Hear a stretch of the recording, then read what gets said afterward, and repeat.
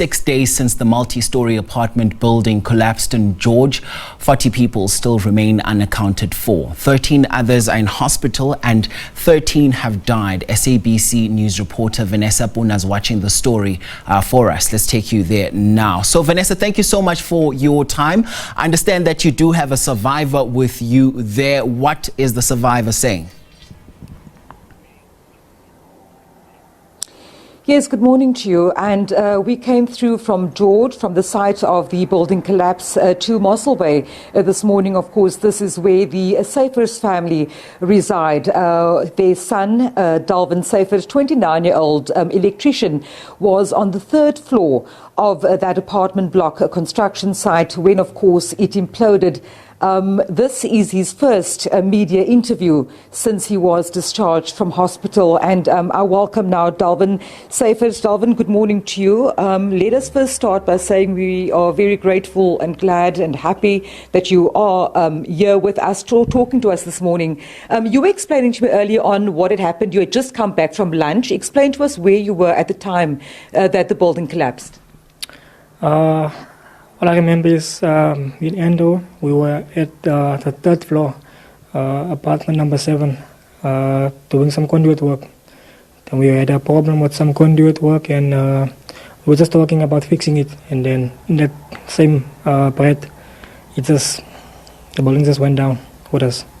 So the next thing you knew, you were trapped. Explain to us what you saw, what you heard. The first thing I saw was darkness. There was no light. I was looking for light. There was no light, literally no light. And I was just laying there for the first, I think, quarter of an hour to half an hour, just trying to figure out what has happened. And then I somehow just remembered I have my phone in my bag, in my pocket, grabbed my phone, put on the light, just to see what's going on around me. And then I saw on top of me was a big concrete slab, and my one right arm was trapped and my legs were trapped, but somehow I just removed all the rubble, all that rocks and stuff, just to move my body and stuff. And that's what I saw. Also, my colleague was just here by my feet, already deceased. So you've tried to make contact with your family on a number of occasions. You called and called, but of course no one answered on this side. And you also sent voice notes. Explain to us that process. Yeah, it took me a few hours to get through to them, but it was difficult because I had no signal. I had no signal. I was just praying for some signal. I was calling and calling and calling. One time I went through, but no one answered the phone that time. So I was frustrated at that time, but I just kept on waiting, kept on hoping somebody would either call me back or I will get through to somebody. And then around 6 o'clock it happened. They called me. And it was such a big relief to at least tell them that I'm still alive, and I'm hoping that somebody can come and find me, and that's what it is. So when did you first hear rescuers? When did you first hear people trying to make contact with you? Just about two and a half hours after being trapped there. I heard some people outside calling to ask if there are people inside, but I couldn't really respond to them because of that concrete slab and stuff. But one of the guys near me, he could at least make contact with them and just tell them there's 3 people inside. It must have been a very long few hours for you, and not just a few hours, because you were pulled from the rubble, I think, after 7 o'clock on Tuesday evening. That means that you would have been trapped in that position for some 20 odd hours. That must have been very hard, Clinton. Yeah, I mean, it's roughly about 28 hours, yes. I mean, 28 hours on your back, on your side, on your back. It's difficult and in darkness, because when you open your eyes, darkness. When you close your eyes, it's the same thing. Didn't feel a difference, yeah. But, yeah. Clinton, I see that you have, an injury to your head. Can you explain to us, if you're prepared to do so, what injuries you did experience and how you are actually feeling at this point? Yeah, physically I feel a lot better than I felt on Monday and Tuesday. I only have a cracked rib, and then my pelvis is a little bit sore, and then also I have a cut in my head, but not that serious. But the rest of the injuries are all minor injuries. It's very minor injuries. It will heal by itself. So you said to me just now that one of your colleagues that were on the floor with you, that they did not.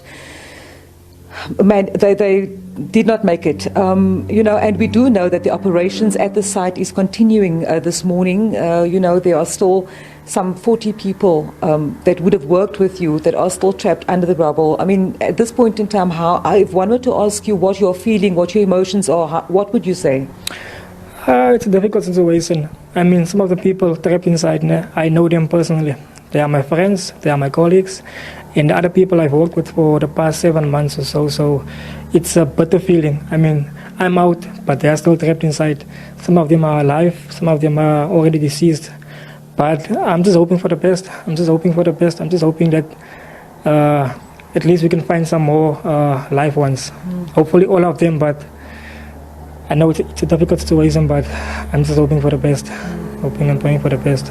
Dalvin, let me just very briefly just ask your father one question, because I can understand that, of course, if you'll just step to the side of me, of course, the family of Dalvin Cerf were, for the better part of Monday and Tuesday, left not knowing what's happening. Of course, that's until the time that he did manage to get hold of them via cell phone and those voice notes. Let me bring in here very shortly Dion Cerf, the father of Dalvin. Mr. Cerf, you were saying to me just now that you are very grateful that he has been found alive. Just very briefly for us, when you heard about the collapsed building, what was going through your mind and how did you feel when you did get hold, when you could speak and communicate with Dalvin eventually? On Monday, around about 5 o'clock, I switched on my radio and I listened to the radio news. The head news was a building collapsed in George on the corner of York Street and Victoria Street. And I rushed to my wife and I said, Yamari, Dalvin. And my wife told me, don't worry, man. I believe Dalvin is not working on that side. Maybe he work on the other side. And then I went out. And it was bothering me. And I come back to Yamari. I said, Diamri, take a look on your phone. Maybe there's messages on your phone. And on that moment, she opened her phone and she see there is a call, a WhatsApp message from his boss. The WhatsApp message said, I'm looking for Dalvin's family. Can you please call me urgently back? Please, please, please. That was the message. Then I took out my phone and I phoned his boss. His boss told me, I'm sorry to inform you, Dion, but there was an accident in George, a building collapsed, and Dalvin and a few of his colleagues are involved in that scene. Can you please come to George? And I said, no, we don't have transport. Then he said, okay, he can make a plan. But after that, he phoned me and he asked me, can you hire a car and I will pay? And we do so, we hire a car. And I arrived there on the scene around about 7:10 that night. Let me ask you, that was Monday evening, 7:10, and then it would have been exactly, I think, 24 hours later that Dalvin was actually brought out. When you were at the scene, were you at the scene when he was brought out? So, what went through your mind, your emotions when you saw your son at that time? During the day, one of the rescue workers come to me. And he's a very good friend of mine. And he told me, Dion, I heard there's a son of you inside that building. But we are looking now for a Dalvin Cerf. Is it your son? And I said, yes. He said, we are nearby him, but stay in touch with me, or I will stay in touch with you. I will phone you. And after a while, he phoned me and he said, Dion, we reach him now. We open a hole. So we give him a chocolate and we give him water. And we give him a mask. And I was very, very excited at that moment. Tears was running through over my cheeks.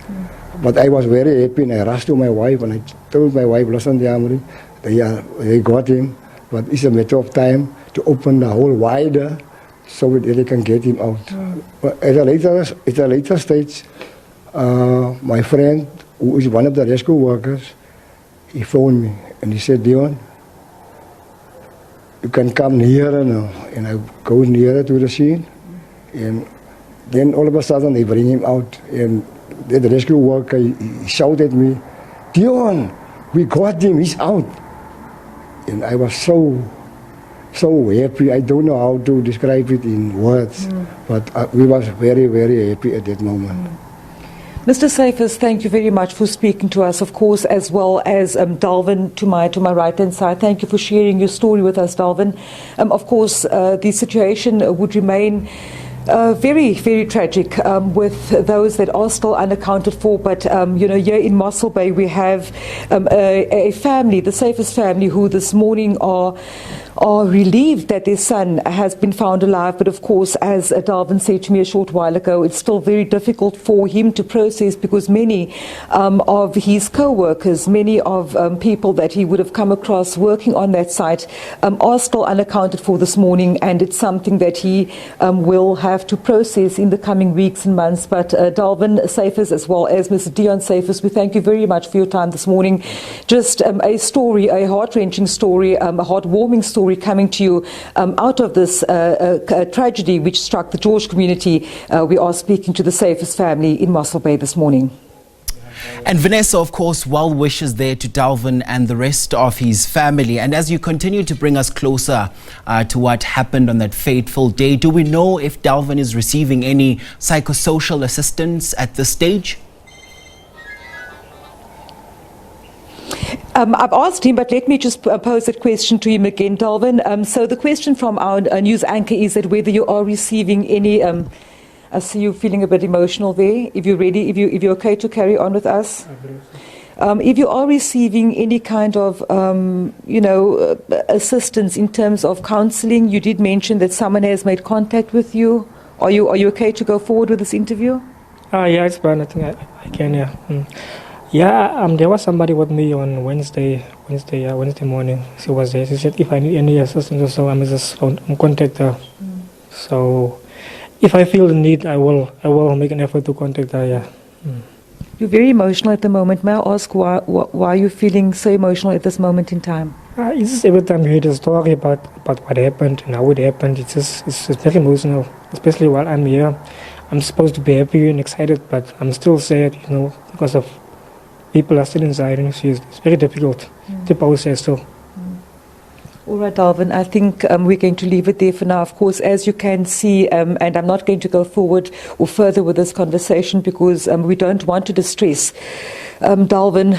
Of course, mixture of emotions going through him at this moment of time. Happy to be alive and well, but also at the same time, not very happy that his friends, his colleagues, his co-workers, a number of them not yet accounted for this morning. Vanessa, Poonah, thank you so much for bringing us that first-time conversation right here on SABC News this hour. We no doubtedly will be checking in with you a bit later on in the program.